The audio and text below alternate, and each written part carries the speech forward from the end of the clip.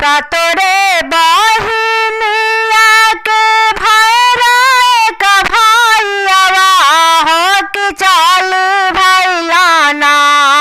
भैरो देशा से विदेशवा हो कि चल भैलाना भैरो देशा से विदेशवा हो कि चल भैलाना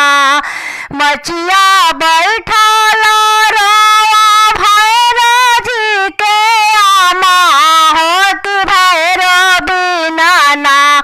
हमारो गोदिया भैले सोन हो कि भैरो बिनाना हमारो गोदिया भैले सोन हो कि भैरो बिनाना मचिया बैठाला रवा भैरो जी के पापा हो कि भैरो बिनाना हमारो घरवा सुना भैले हो कि भैरो बिनाना हमारो घरवा सुना भैले हो कि भैरो बिनाना सतरे बहिनिया के भैरा एक भैयावा हो कि चल भैलाना भैरो देशा से विदेशवा हो कि चल भैलाना भैरो देशा से विदेशवा हो कि चल भैलाना सुपली खेला तारवा भैरो जी के दिदिया हो कि भैरो बिनाना हमारो बगिया सुना भैले हो कि भैरो बिनाना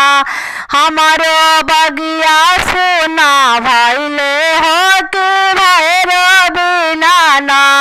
सतरे बहिनिया के भैरा एक भैयावा हो कि चल भैलाना भैरो देशा से विदेशवा हो कि चल भैलाना भैरो देशा से विदेशवा हो कि चल भैलाना दहिया दबा तारवा भैरो जी के दिदिया हो कि भैरो बिनाना सेज पर लोटे ले नागिनिया हो कि भैरो बिनाना सेज पर लोटे ले नागिनिया हो कि भैरो बिनाना